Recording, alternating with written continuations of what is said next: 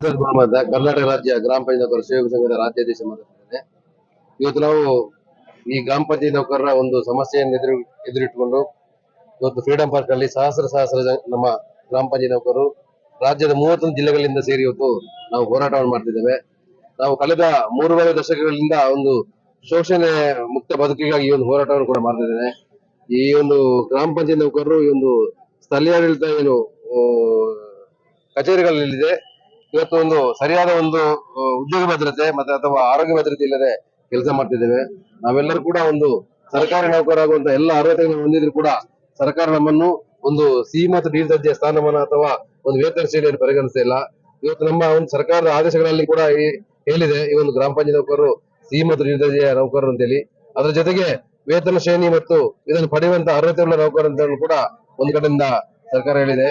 ಹಾಗಾಗಿ ನಾವು ಈ ಸಂದರ್ಭದಲ್ಲಿ ಸರ್ಕಾರವನ್ನು ಒತ್ತಾಯ ಮಾಡಿದಷ್ಟೇ, ಇವತ್ತೇನು ಈ ಪಂಚಾಯತ್ ರಾಜ್ ವ್ಯವಸ್ಥೆ ಅಡಿಯಲ್ಲಿ ಏನು ಸರ್ಕಾರದ ಒಂದು ವ್ಯವಸ್ಥೆ ಅಡಿಯಲ್ಲಿ ಕೆಲಸ ಮಾಡ್ತಿರೋ ನೌಕರು ನಾವೇನಿದ್ದೇವೆ, ನಮ್ಮನ್ನು 6 ವೃಂದದ ನೌಕರು ಏನಿದ್ದೇವೆ ನಾವು ಗ್ರಾಮ ಪಂಚಾಯತ್ ಕೆಲಸ ಮಾಡ್ತಿರುವಂತಹ ಬಿಲ್ ಕಲೆಕ್ಟರ್ ಇರ್ಬೋದು, clerk come data entry operator ಇರ್ಬೋದು, ವಾಟರ್ ಮ್ಯಾನ್ ಇರ್ಬೋದು, ಸ್ವಚ್ಛತಾ ನೌಕರ ಇರ್ಬೋದು ಅಥವಾ ಡಾಟಾ ಎಂಟ್ರಿ ಆಪರೇಟರ್ ಇರ್ಬೋದು, ಅಲ್ಲಿರುವ ಅಟೆಂಡರ್ ಗಳು ಇರ್ಬೋದು, ಇವರನ್ನೆಲ್ಲರನ್ನು ಕೂಡ ಒಂದು ಸರ್ಕಾರದ ವ್ಯವಸ್ಥೆ ಅಡಿ ಸರ್ಕಾರಿ ನೌಕರನ್ನಾಗಿ ಮಾಡಬೇಕು.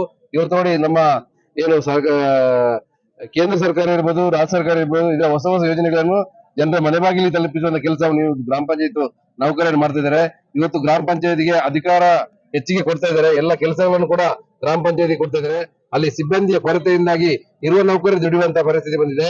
ಇವತ್ತೇನು ಸರ್ಕಾರ ಒಂದು ಗ್ರಾಮ ಪಂಚಾಯತ್ ವಿಚಾರ ಬಂದಾಗ ಅವರಿಗೆ ವೇತನ ಶ್ರೇಣಿ ನಿಗದಿಪಡಿಸಲಿಕ್ಕೆ ಕಾನೂನಲ್ಲಿ ಅವಕಾಶ ಇರುವುದಿಲ್ಲ ಎಂಬಂತ ಒಂದು ಹಾರಿಕೆ ಉತ್ತರವನ್ನು ಕೊಡ್ತದೆ. ಹಾಗಾದ್ರೆ ಈ ಒಂದು ಪಂಚಾಯತ್ ರಾಜ್ ವ್ಯವಸ್ಥೆ ಅಡಿಯಲ್ಲಿ 2010ಕ್ಕೆ ಪಿಡಿ ಹುದ್ದೆಗೆ ನೇಮಕ ಆಯಿತು, 2014ರಲ್ಲಿ ಲೆಕ್ಕ ಸಹಾಯಕ ಹುದ್ದೆಗೆ ನೇಮಕ ಆಯಿತು. ಹಾಗಾದ್ರೆ ಸ್ಥಳೀಯಾಡಳಿತದಲ್ಲಿ ಗ್ರಾಮ ಪಂಚಾಯತ್ ಕಳೆದ 3.5 ದಶಕಗಳಲ್ಲಿ ಕೆಲಸ ಮಾಡ್ತಿರುವಂತ ಗ್ರಾಮ ಪಂಚಾಯತ್ ನೌಕರಿಗೆ ಸರಿಯಾದ ಒಂದು 3 ಹೊತ್ತಿನ ಊಟ ಕೊಡ್ಲಿಕ್ಕೆ ಒಂದು ಇಲ್ವಾ? ಅದನ್ನ ನಾವು ಕೇಳ್ತಿದ್ದೇವೆ. ನಾವೇನು ಬದುಕು ಕಟ್ಟಿಕೊಡಿ ಅಥವಾ ಬಿಲ್ಡಿಂಗ್ ಕಟ್ಟಿಕೊಡಿ ಅಥವಾ ಏನೋ ಮಾಡಿಕೊಡಿ ನಾವು ಕೇಳ್ತಿಲ್ಲ.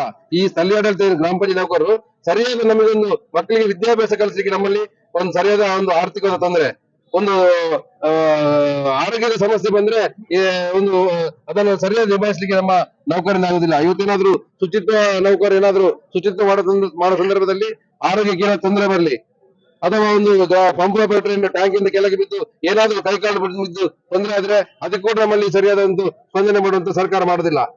ಹೀಗಾಗಿ ನಾವು ಸರ್ಕಾರವನ್ನು ಒತ್ತಾಯ ಮಾಡಿದಷ್ಟೇ, ನಮಗೆ ಆರೋಗ್ಯ ಭದ್ರತೆ ಇಲ್ಲ, ನಮ್ಮನ್ನು ಒಂದು ಸಿ ಮತ್ತು ಡಿ ದರ್ಜೆಯ ನೌಕರನ್ನಾಗಿ ಮಾಡಿ. ಇವತ್ತು ಸರ್ಕಾರಕ್ಕೆ ಒಂದು ರಾಜ್ಯದ 48,000 ಜನ ಗ್ರಾಮ ಪಂಚಾಯತ್ ನೌಕರನ್ನು ಒಂದು ಸರ್ಕಾರದ ವ್ಯವಸ್ಥೆ ತರಬೇಕಾದ್ರೆ ಸರ್ಕಾರಕ್ಕೆ ಬೇಕಾಗಿರುವಂತದ್ದು ಕೇವಲ 1,954 ಕೋಟಿ.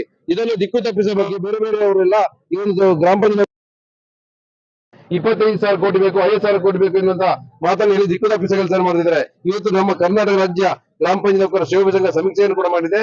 ರಾಜ್ಯದ 48,000 ಜನ ಗ್ರಾಮ ಪಂಚಾಯತ್ ನೌಕರಿಗೆ ಒಂದು ಸಿ ಮತ್ತು ಡಿ ದರ್ಜೆಯ ಒಂದು ವೇತನ ಶ್ರೇಣಿಯನ್ನು ಫಿಕ್ಸ್ ಮಾಡಿದ್ರೆ ಬೇಕಾಗಿರೋದು ಕೇವಲ 1,954 ಕೋಟಿ ಮಾತ್ರ. ಅದರಲ್ಲಿ ಕೂಡ ನಮ್ಮ ಗ್ರಾಮೀಣಾಭಿವೃದ್ಧಿ ಪಂಚಾಯತ್ ರಾಜ್ ಇಲಾಖೆಯಲ್ಲಿ ಬೇರೆ ಬೇರೆ ಮೂಲಗಳಿಂದ ಕ್ರೋಢೀಕರಿಸಿದಾಗ 1,600 ಕೋಟಿ ನಮ್ಮ ಇಲಾಖೆಯಲ್ಲಿ ಇದೆ.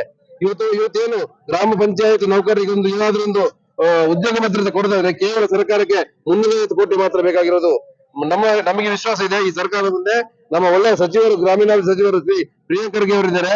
ಅವರಲ್ಲಿ ನಮ್ಮ ಸಮಸ್ಯೆ ಹೇಳ್ಕೊಂಡಿದ್ದೇವೆ.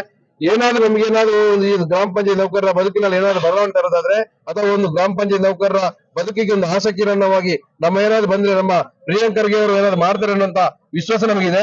ನಾವಿವತ್ತು ಸರ್ಕಾರದ ವಿರುದ್ಧ ಹೋರಾಟ ಅಲ್ಲ ಅಥವಾ ಸಚಿವರ ವಿರುದ್ಧ ಹೋರಾಟ ಅಲ್ಲ, ನಮಗೆ ಆಗುತ್ತಿರುವಂತಹ ಶೋಷಣೆ ವಿರುದ್ಧ ಹೋರಾಟವನ್ನು ನಾವು ಮಾಡ್ತಿದ್ದೇವೆ. ಅಧಿಕಾರಿಗಳು ಸರಿಯಾಗಿ ಮಾಹಿತಿಯನ್ನು ಸಚಿವರಿಗೆ ಕೊಡದೇ ಇರೋ ಕಾರಣ ಇಷ್ಟೊಂದು ಜನ ಗ್ರಾಮ ಪಂಚಾಯತ್ ನೌಕರರು ಈ ಒಂದು ಫ್ರೀಡಂ ಪಾರ್ಕ್ ಅಲ್ಲಿ ಬಂದು ಹೋರಾಟ ಮಾಡುವಂತ ಪರಿಸ್ಥಿತಿ ಬಂದಿದೆ. ಹಾಗಾಗಿ ನಾವು ಈ ಸಂದರ್ಭದಲ್ಲಿ ವಿನಂತಿಯನ್ನು ಕೂಡ ಮಾಡಿದಷ್ಟೇ, ಈ ಹೋರಾಟ ಇಲ್ಲಿಗೆ ಕೊನೆ ಆಗಬೇಕು. ಮುಂದಿನ ದಿನಗಳಲ್ಲಿ ಗ್ರಾಮ ಪಂಚಾಯತ್ ನೌಕರರು ಹೋರಾಟ ಮಾಡುವಂತ ವಿಚಾರವೇ ಬರಬಾರ್ದು. ನಮಗೆ ಸರಿಯಾಗಿ ನಮ್ಮ ಇಲಾಖೆಯಲ್ಲಿರುವಂತಹ ಹಣವನ್ನು ಕ್ರೋಢೀಕರಿಸಿ ನಮಗೇನು ಈಗ ಸರ್ಕಾರದಲ್ಲಿ ಆದೇಶ ಇರುವಂತೆ ಒಂದು ವೇತನ ಶ್ರೇಣಿಯನ್ನು ಫಿಕ್ಸ್ ಮಾಡಿದ್ದೀನಿ. ಈ ಸಂದರ್ಭದಲ್ಲಿ ನಾನು ಸರ್ಕಾರವನ್ನು ಕೂಡ ಒತ್ತಾಯ ಮಾಡ್ತಾ ಇದ್ದೇನೆ. ಈ ಒಂದು ಹೋರಾಟ ನಮ್ಮ ಬೇಡಿಕೆ ಈಡೇರುವ ತನಕ ಮುಂದುವರಿತದೆ.